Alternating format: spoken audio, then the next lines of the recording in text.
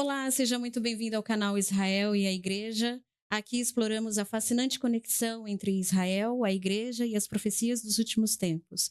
Mas hoje Uhum, temos algo especial para compartilhar com vocês. Vamos uhum. mergulhar em testemunhos pessoais de livramentos incríveis e inexplicáveis vividos pelo nosso querido apresentador José Walter. Uhum. E são histórias que revelam o agir de Deus. São histórias que mostram de forma real, íntima e transformadora. Então, prepare-se para ouvir relatos que vão inspirar a sua fé, renovar a sua esperança e mostrar como o Senhor continua operando milagres ainda nos dias de hoje. Então, fica conosco porque você está prestes a ser edificado e surpreendido com essas histórias incríveis. Olá, José Walter. Oi, Vamos Sibeli. conhecer um pouquinho a pessoa por trás dos vídeos de Israel e a Opa, igreja. E tudo que bem. histórias? Vamos começar lá É, atrás, tem um porque pouco. nós já sabemos, né? Sim, Vi um pouco da sua história, que uhum, começa desde muito cedo. é verdade. Então, vamos começar por onde você quiser. Vamos começar pelo Pelo começo. começo, Vamos né? começar pelo começo. Pelo primeiro grande livramento que você teve. Certo. Ah, bem, antes de falar disso, queria falar um pouco da minha origem, né? Quem é que eu sou, afinal, né? Eu sou filho de pernambucanos. Meus pais vieram para São Paulo por causa da seca em 1948. Minha mãe se casou com 16 anos. Quando eu nasci, ela tinha 18, uma adolescente. Vieram de Pernambuco para São Paulo num pau de arara. Olha só, 31 dias num pau de arara. Uma E viagem 2 anos depois sofrida. eu nasci, 1950. 1950. Então, eu acho que quando eu nasci, Deus deve ter olhado para mim e falou: esse aí eu vou abençoar. Porque eu já passei por muitas e boas. Mas em todas elas Deus tem me abençoado assim, de uma forma que é só Deus mesmo para fazer o que fez Sim. na minha vida, né? Só Deus mesmo. E a primeira coisa que eu lembro, eu tinha 6 anos e naquele tempo não existia, como é que chama? Antes do primário, escola infantil, É o prezinho, prezinho, né? prezinho, O não jardim tinha da isso, né? infância. Tava começando e tinha um prezinho é, no bairro onde eu morava, né? Eu morava na Vila Maria, nasci na Vila Maria, em São Paulo, né? E eu morava de um lado da Via Dutra. A escola era do outro lado da Via Dutra.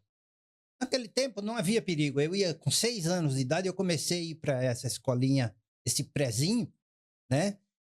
E eu ia sozinho. Eu e a minha turminha de amiguinhos ali nessa faixa de idade, a gente ia sozinho. Atravessava a Dutra para ir e para voltar todo dia. Eram 2 pistas, a gente atravessava, eu e os coleguinhas, Nossa. todo dia. E eu ia sozinho, minha mãe não ia levar, não tinha aquelas, como é que chama? Aquelas viaturas As que. vans, né? As vans, né? Que hoje pegam As as vans crianças. escolares. Naquele tempo não tinha nada disso.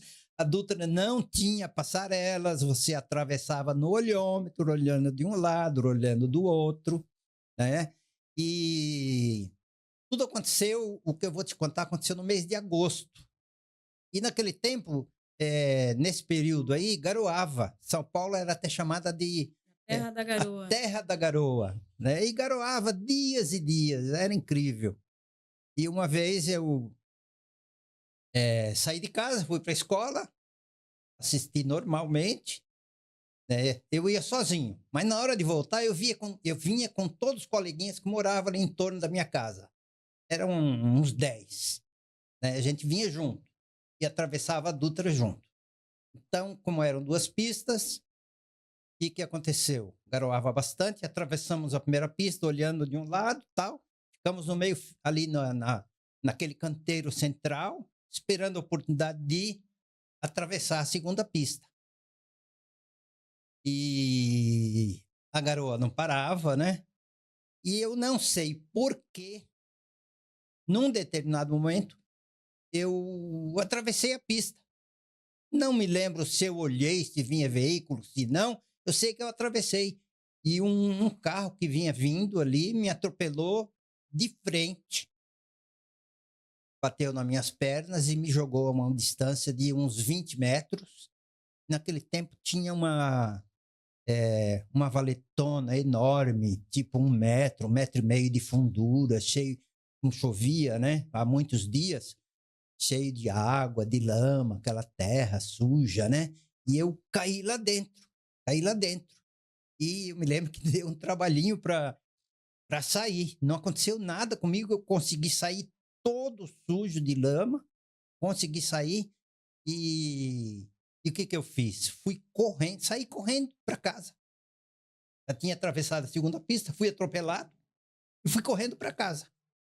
E aquela turma de coleguinhas atrás de mim. Foram correndo atrás de você. Foram correndo atrás de mim até que eu cheguei na minha casa. Minha mãe estava lá para dentro. Eu entrei e fui tentar jogar uma água, né, para me limpar. Ali a pouco chegou uma pessoa na porta de casa. Tinha aquele monte de menino ali na porta de casa. E isso eu fiquei sabendo pelos meninos que me contaram e tal. Chegou esse senhor e perguntou para os meninos: é aqui que estou vendo que vocês estão aqui? É aqui que mora um menino que foi atropelado ainda agora, ali na Dutra? Sim, ele mora aqui, ele entrou lá para dentro. Ah, eu quero falar com a mãe dele. Ah, tá bom, vamos bater palma aí. Aí bateram palma, minha mãe saiu. Minha mãe nem sabia o que tinha acontecido, eu estava lá dentro. Então, eu acho que é seu filho, eu atropelei ele na Dutra. E eu parei o carro logo em seguida. Ele foi muito longe, caiu dentro de uma valeta enorme lá e saiu correndo. Mas eu parei o carro e vim atrás dele. Eu queria saber o que tinha acontecido, mas eu vi que ele saiu correndo. Então, aparentemente, não aconteceu nada. Mas, de qualquer maneira, eu tinha que vir atrás dele para saber o que aconteceu. Aí eu saí para fora. Eu saí até o portão de casa. E ainda um pouco sujo, né? Um pouco sujo. E aquele senhor falando com a minha mãe e comigo também. Ô, menino, eu que te atropelei ali. E eu nem falei nada. Imagina o susto da sua mãe. Ah, minha mãe...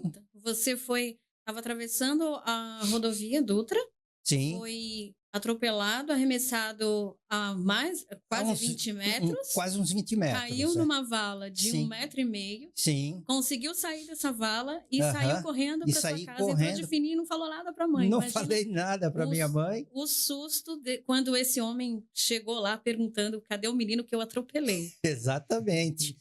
Ele falou: olha, nós temos que ir para o pronto-socorro. Uhum.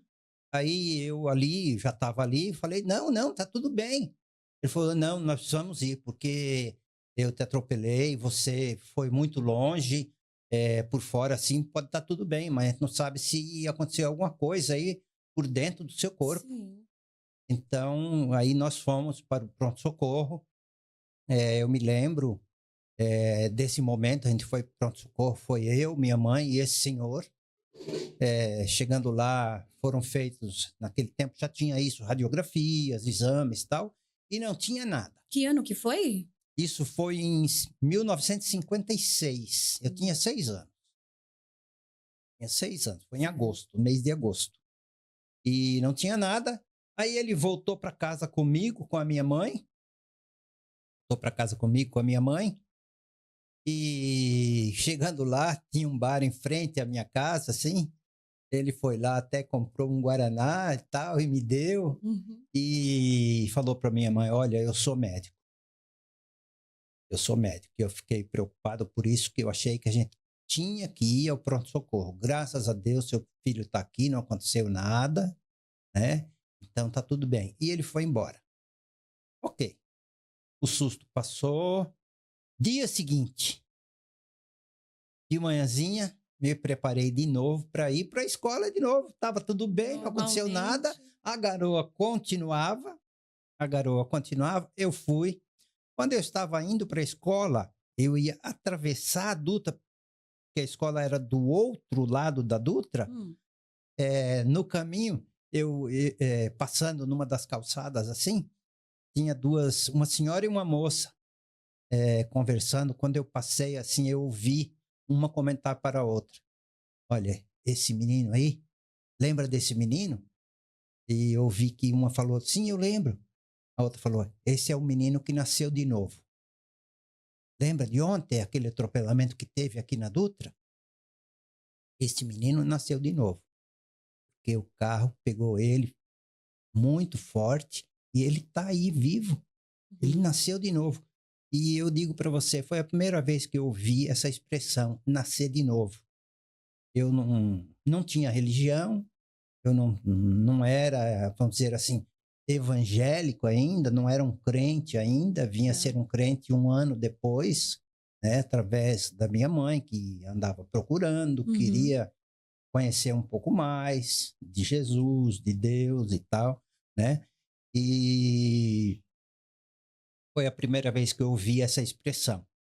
Depois de ir para uma igreja, eu ouvi uma explicação de onde nasceu essa frase, que era necessário nascer de novo. Foi Jesus falando para Nicodemos que era necessário nascer de novo.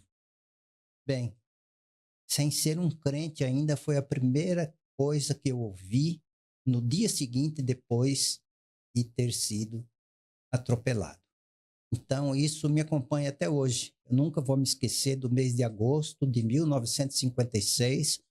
Foi o dia que eu nasci de novo. Pela primeira vez. Pela primeira vez eu nasci de novo ali. Provavelmente hoje, com certeza, né? Hoje você entende essa expressão muito mais do que na época que você ouviu pela primeira vez. Ah, claro. Eu ouvi aquelas duas senhoras falando que eu tinha nascido de novo e tempos depois eu vim entender o que aquilo significou.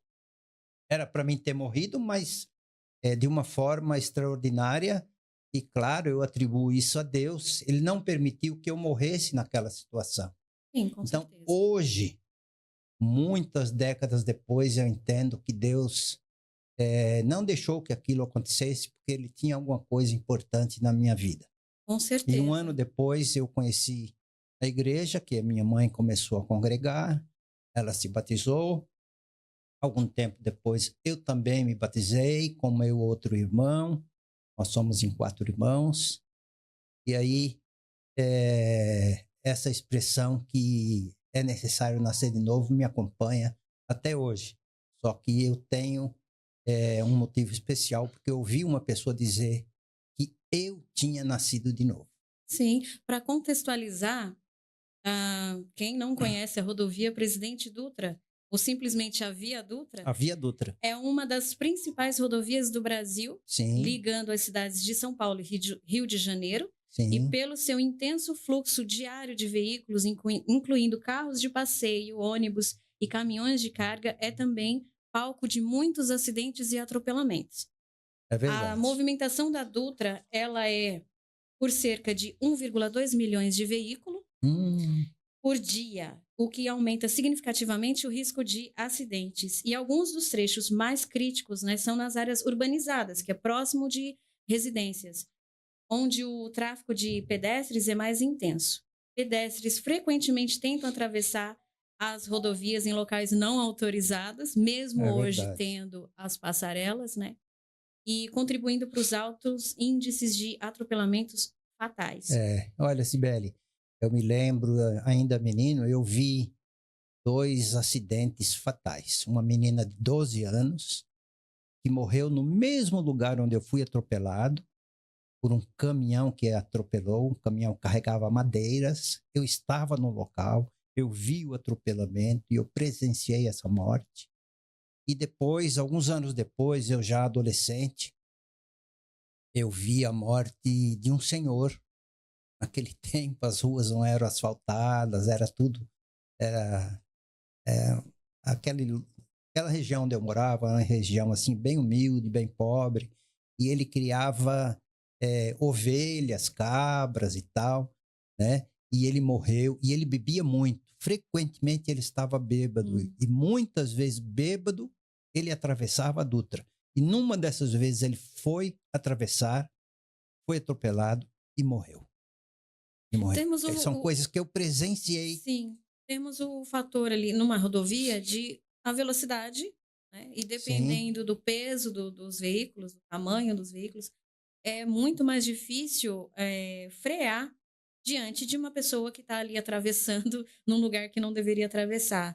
no meu Não é caso, assim, eu atravessei assim, na frente do carro. E você não viu, né? Não sei o que aconteceu, não sei por que eu fiz aquilo. O instinto, né? Você já estava tão acostumado com aquele trajeto que simplesmente É, foi.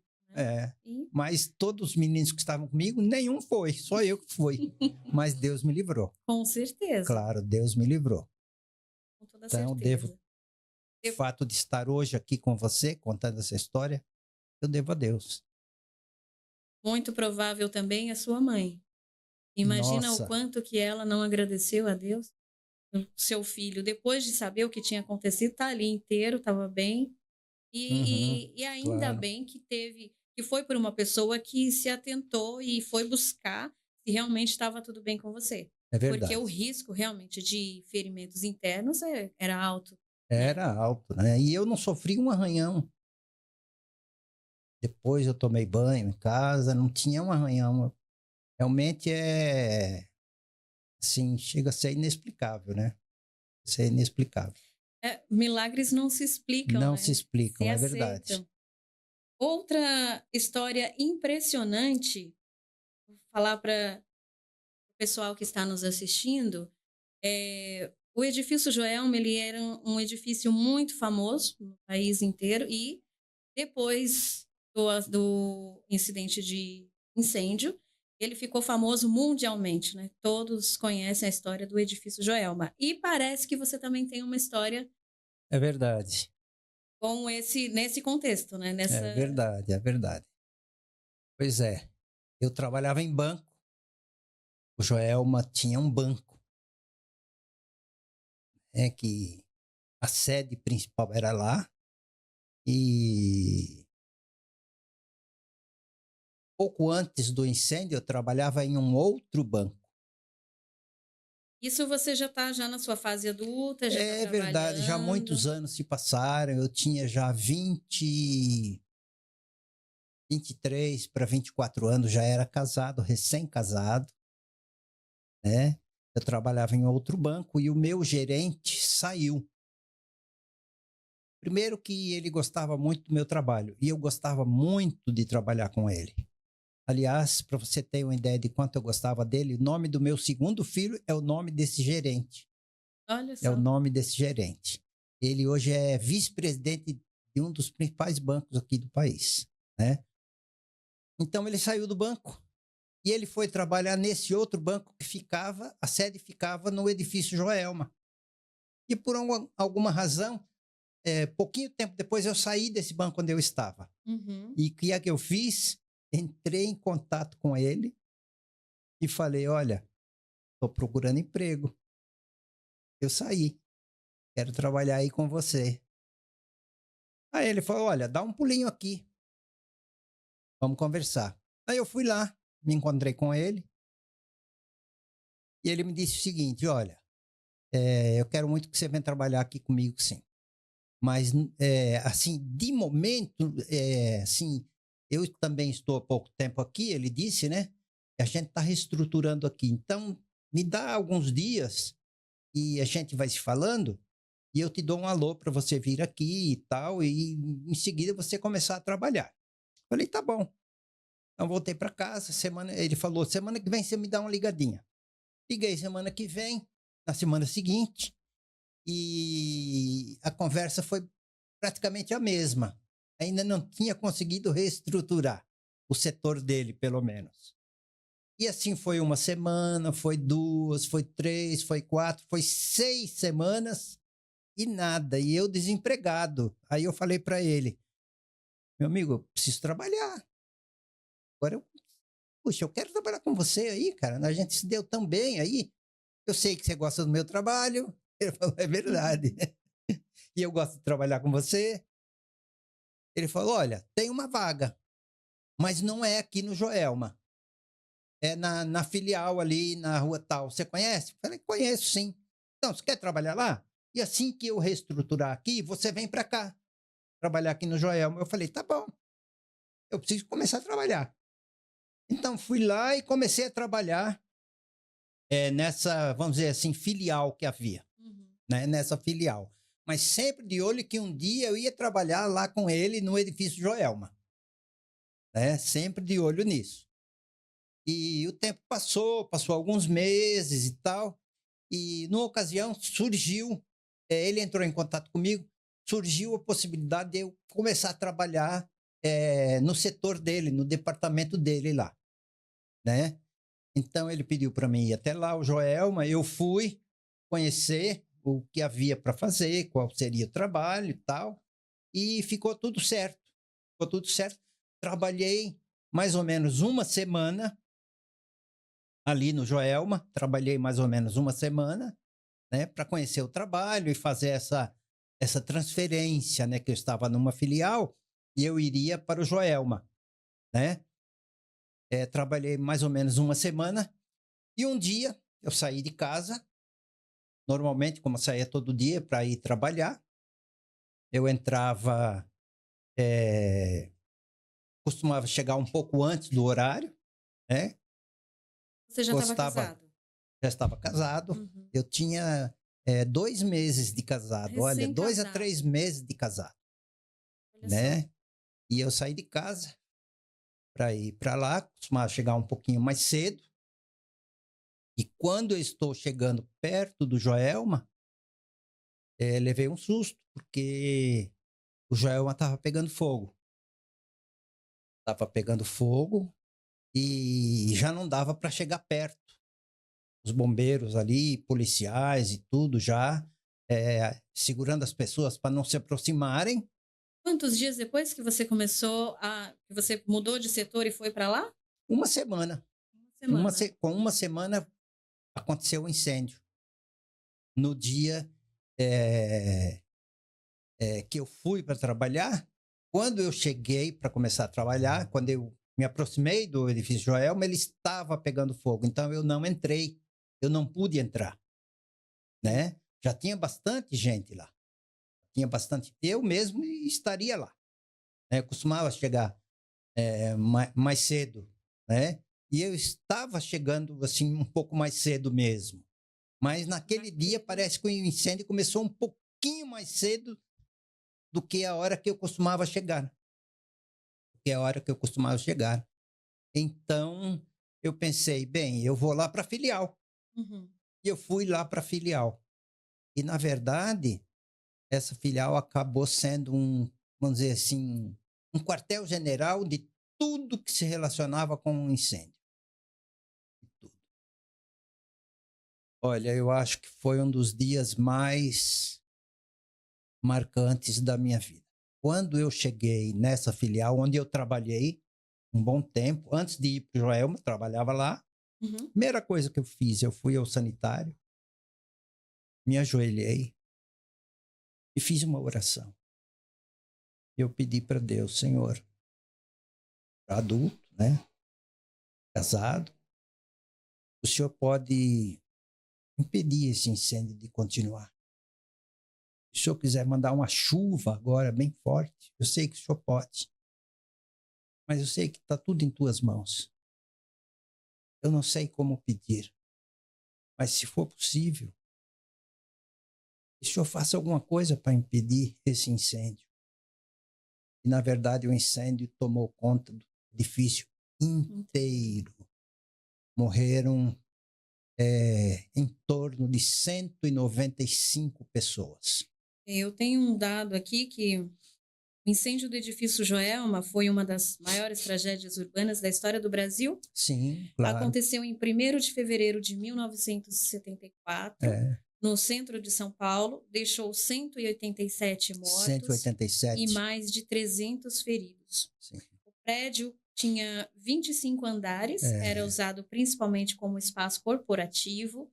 O fogo começou no 12º andar. No 12º andar. Devido a um curto-circuito em um ar-condicionado e rapidamente se espalhou. Se espalhou. Imagina que era um espaço corporativo, muito Era o material banco, funcionava inflamável, ali. né?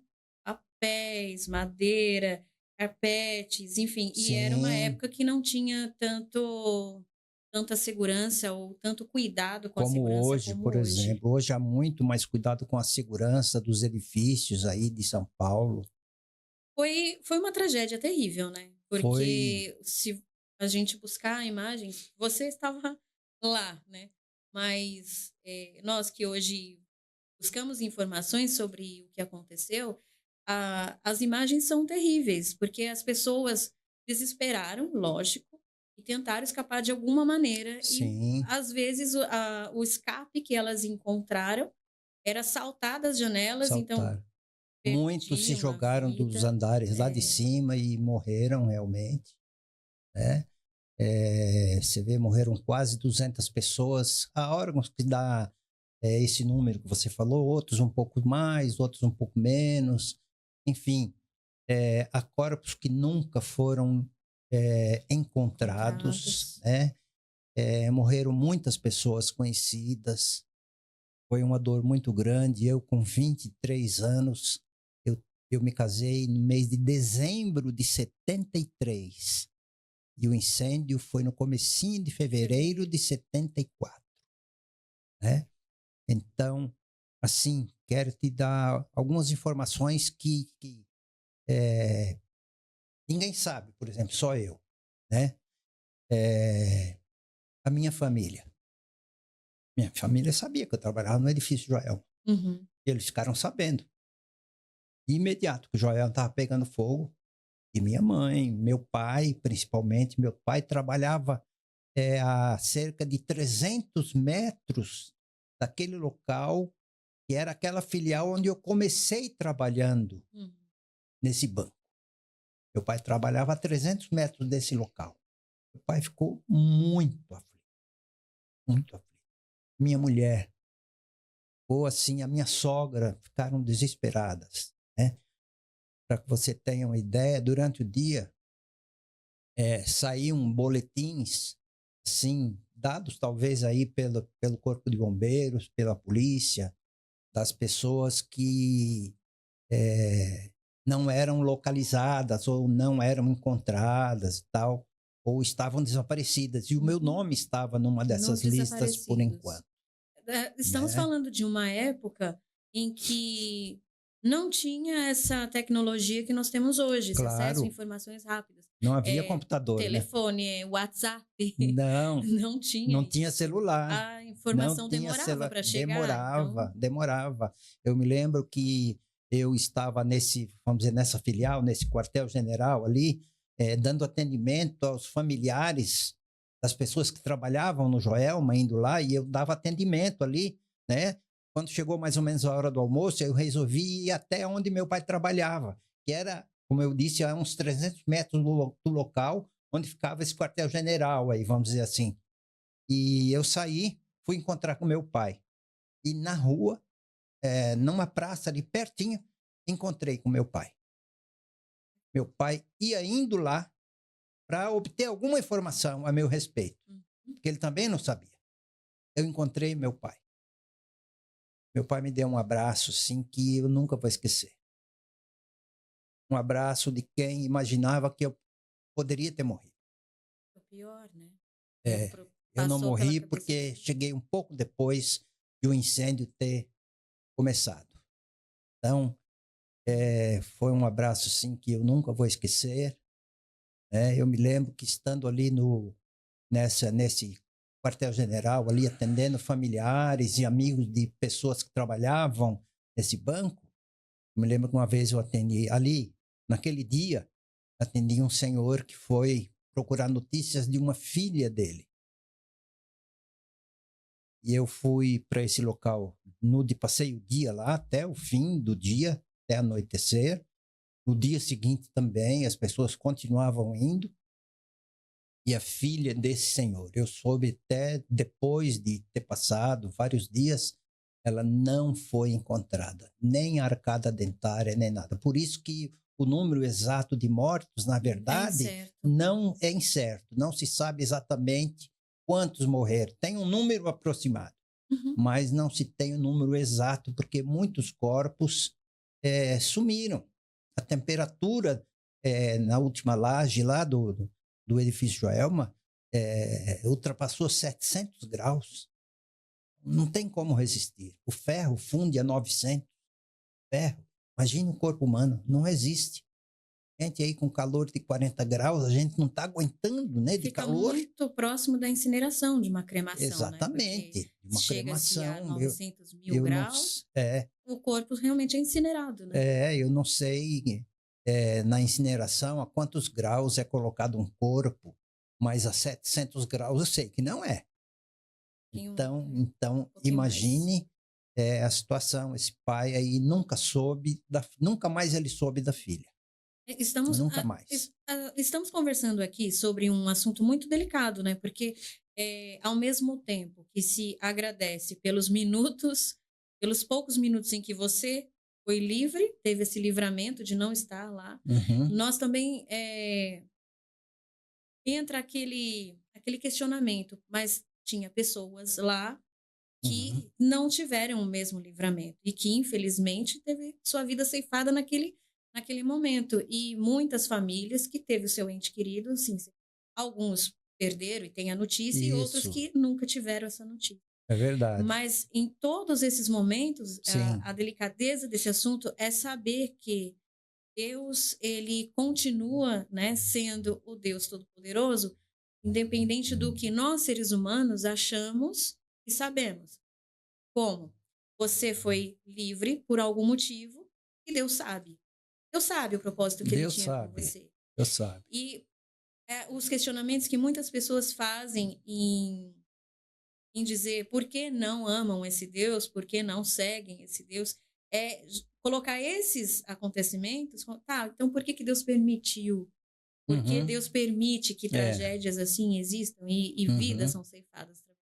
Tragédias, né? É verdade. Quando você olha para isso, qual que é o seu posicionamento diante disso? Então, logo em seguida, logo depois do incêndio, eu me fiz essa pergunta.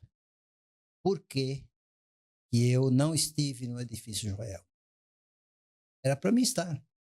Porque eu já estava trabalhando lá. Era para mim estar. Por quê? Aí eu comecei a refazer a história. Primeiro que eu fiquei quase 2 meses me esforçando para trabalhar no edifício Joelma.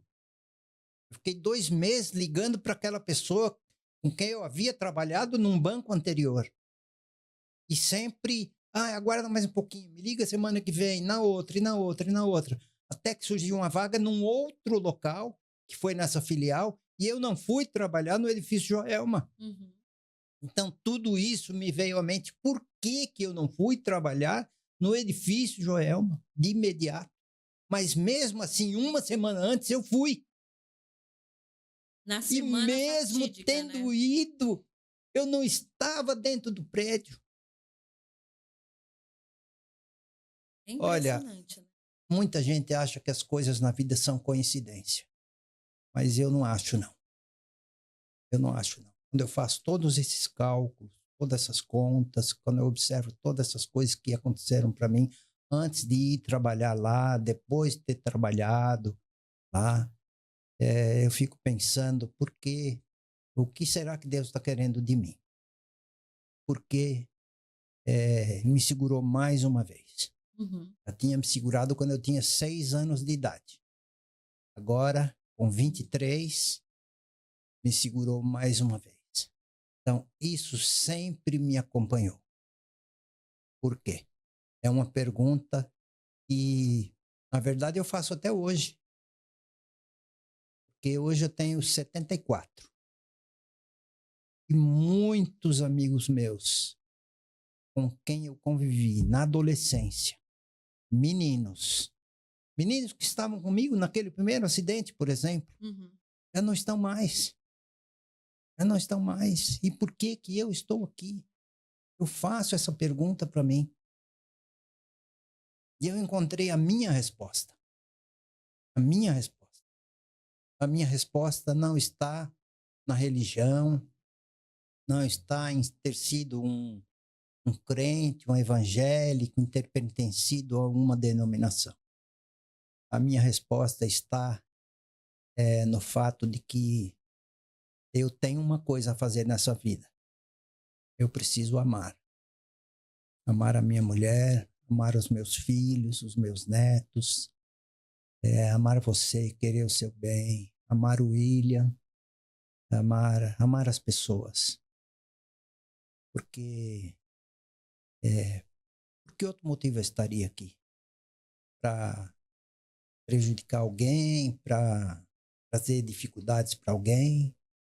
Não, a minha vida tem que ser no sentido de facilitar o caminho de todos, dar esperança para as pessoas e falar coisas assim que possam alavancar a vida dessas pessoas em todos os sentidos, inclusive no sentido espiritual. E é daí que surgiu o canal Israel e a Igreja. Essa é uma outra história. Essa é uma história assim que é algo que tem me segurado. Meu canal é pequeno, não tem quase inscritos. Eu não trabalho para divulgar, não faço propaganda, não tenho nada. Não faço nada nesse sentido. Então, até nem sei se estou certo em fazer assim. Não sei. Está cumprindo Quem o sabe seu você vai me propósito, dizer, né, Sibeli? O William vai me dizer o que eu devo fazer. Mas, assim, Israel e a Igreja hoje, para mim, ele tem um significado muito grande do que nos 60 anos que eu tive dentro da Igreja. Continuo, eu não estou mais em uma igreja. A igreja está dentro de mim. Eu não vou a uma igreja. A igreja sou eu. Deus não tem uma denominação, ele não tem uma religião preferida. Ele tem pessoas que ele ama todo mundo. Mas aqueles que amam a ele, esses fazem parte do povo de Deus. E foi em busca dessa resposta que nasceu Israel e a Igreja. Essa é uma história bem comprida. Bem comprida. Eu não sei Certamente tudo. vamos contar aqui também, né? Quem sabe, nessa né? série de conversas, outros livramentos, que não estamos falando aí de nascer de novo uma ou duas vezes, estamos falando de várias vezes. Essa foi uma outra, né?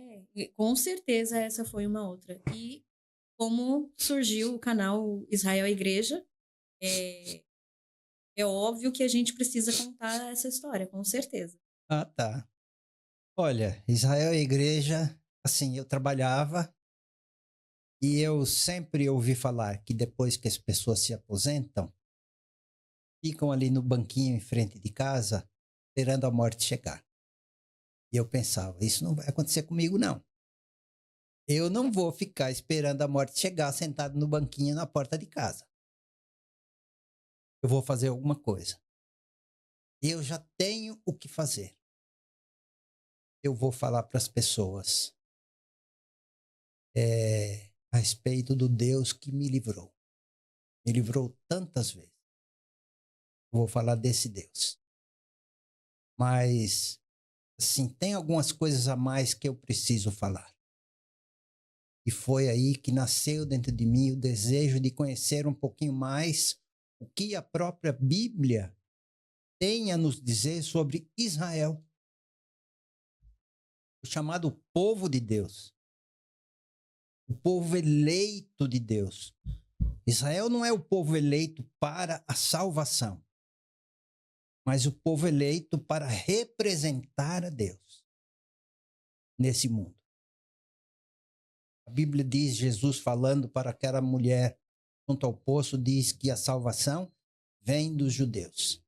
Então, desde muito cedo, na minha vida, eu sempre tive muito interesse em conhecer um pouco mais sobre Israel, sobre a importância de Israel. E isso, no decorrer dos anos, foi crescendo. Foi crescendo. E eu comecei a estudar um pouquinho a Bíblia para entender a importância de Israel dentro das Escrituras. E eu me perguntava, será que Israel tem alguma importância para o tempo do fim? Será que Israel tem alguma importância com relação à volta de Jesus? Essa era a pergunta que eu fazia. E eu comecei a estudar, eu estudei muito, eu tenho muito livro, muito material. Tem livros que eu já li 3 vezes. Tenho lido muito sobre isso. Mas, assim, vamos dizer, a gota que transbordou o copo aconteceu de uma forma um pouco curiosa. Eu tenho uma filha que mora nos Estados Unidos e eu estava indo para lá junto com a minha mulher para fazer uma visita para ela. De vez em quando eu vou para lá. E eu estava com ela e a gente ia fazer uma conexão em Detroit. Ela morava em Connecticut? Não, ainda não, né? Ela mudou depois. Ela morava próximo a Boston.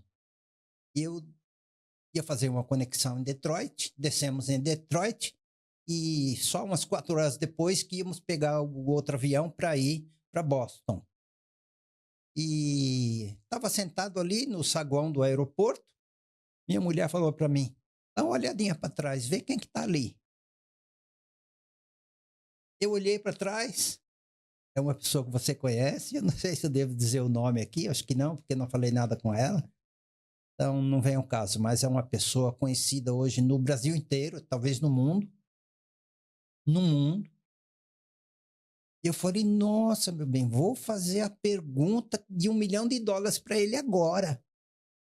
Aí me levantei e fui lá, ele estava com um computadorzinho assim na perna, né? Mexendo ali, fazendo alguma coisa. Também devia estar aguardando alguma conexão. Eu cheguei, chamei ele pelo nome, ele olhou. E eu falei quem eu era. Eu era da mesma religião que ele.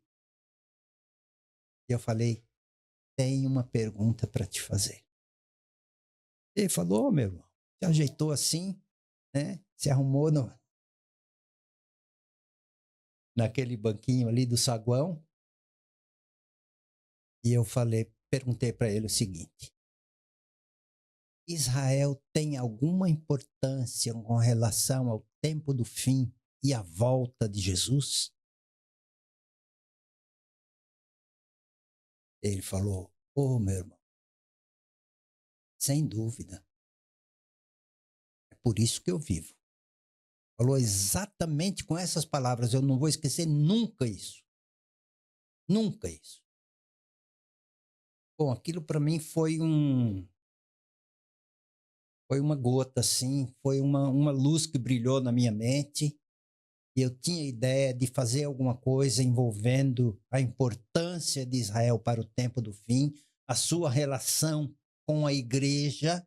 Não estou falando de denominação, estou falando com a igreja em geral, né? Quaisquer que sejam as denominações, né?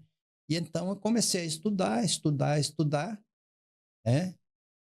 E foi daí que nasceu o canal Israel e a igreja, né?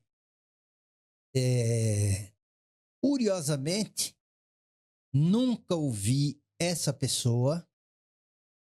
Ele não é pastor, mas todo mundo chama ele de pastor. Ele, nas centenas de vezes que eu já vi ele falando, e você também, Cibele, com certeza você já ouviu ele falando, você vai concordar comigo, ele nunca falou sobre Israel. Eu falei, puxa, tem alguma coisa aí. Se ele acha que Israel é tão importante, ele vive por isso, ele acredita nisso, por que ele não fala? Isso aí acendeu uma luz aqui na minha mente tremenda. Se a Bíblia é clara nesse sentido, eu já descobri isso.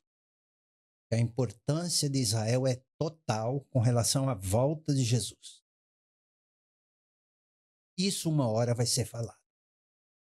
E eu pergunto, será que eu estou sendo um dos primeiros a falar? Não, com certeza não.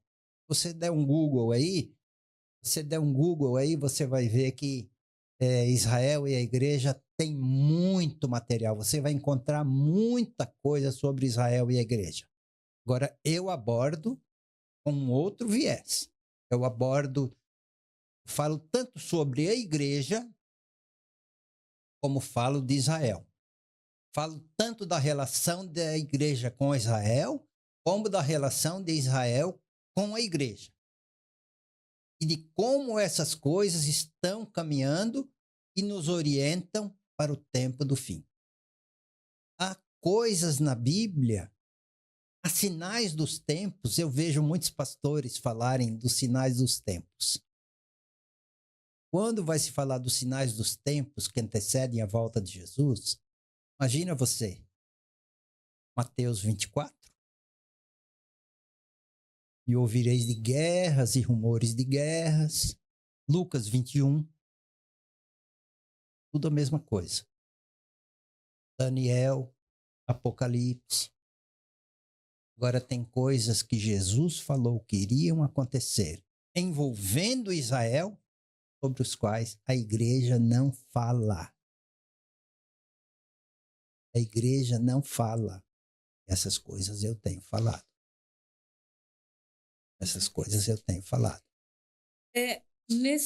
Nessa jornada, né? Uhum. Da sua vida até aqui, voltando ao assunto de livramentos que você a gente consegue compreender que tudo encaminhava para um propósito, né? Israel, a igreja, nasceu desse propósito para qual você está aqui nesse mundo ainda até hoje. Vem desse propósito. Mas diante de todos os livramentos que Deus fez na sua vida, temos muitas outras histórias aí. Vamos conversar. Precisamos conversar um pouquinho mais sobre a história do canal, porque tem muito mais sobre isso. Claro. Mas sobre a sua história de vida, ela mostra que é possível nós termos não só uma ou duas chances nessa vida, mas quantas Deus achar que tem que dar, quem tem que nos dar, né? Certo. Porque não foi só uma ou duas vezes que Deus livrou a sua vida, foi? Não. A mais importante delas, a meu ver, eu nem costumo falar. Eu não sei porquê, mas acho que eu estou em falta com relação a isso. Acho que eu devia falar. E talvez hoje seja a oportunidade de falar. Não sei se vamos ter tempo aqui de falar. É um caso um pouco mais complexo. Talvez requer um pouco mais de tempo. Né? Vamos combinar aqui com o pessoal que essas outras histórias, né? Essa mais importante e também outras histórias vão ficar para um próximo. Então convida já o pessoal para assistir o próximo vídeo, porque tem muito mais histórias. Tá. E assim, são histórias fascinantes, né? Atropelamento na Via Dutra, livramento do incêndio do edifício Joelma e muitas outras histórias, assim, são histórias fascinantes. A gente vê realmente o agir e a mão de Deus, como é poderosa, né? E como foi e ainda é na sua vida. Sim, claro. Esses eventos, embora sejam trágicos, eles também são uma oportunidade para que todos nós reconsideremos como estamos vivendo. Não é verdade? Claro. Será que estamos preparados espiritualmente? Será que estamos atentos à nossa vida espiritual? Você já passou por algo impressionante ou algum livramento assim na sua vida? Coloque aqui nos comentários o seu testemunho de vida. Compartilhe conosco. E assim, no próximo vídeo, a gente pode até compartilhar com todos, né? É uma experiência de fé e renovação que a gente pode compartilhar com outras pessoas que estão precisando ouvir e renovar a sua fé, né? Ou talvez ter aquele despertar de que nós precisamos estar atentos, que a nossa vida ela tem um propósito. E é muito maior do que aquilo que a gente imagina. Com certeza. O que você tem a dizer para o pessoal, para a gente encerrar, convidar para o próximo vídeo. Olha, Sibeli, primeiro eu quero te agradecer aqui, você me entrevistando. Imagine quem sou eu na fila do pão, né? Já ser entrevistada pela Precisávamos conhecer a Cibele, pessoa por trás, né? né? O apresentador. Mas eu quero te agradecer e, assim, hoje eu sou um aposentado, né? Eu não sei como poderia ser a vida aí de um aposentado, mas a minha não para. Ontem mesmo terminei de escrever um artigo muito grande, muito grande. Não sei até se vou dividir em duas etapas, mas eu vou dar um spoiler aqui. Furtaram a igreja. Vai ser o título. Onde será que ela está? Cadê a igreja? Onde será que ela está? Nossa, eu fico eu mesmo encantado com isso aí.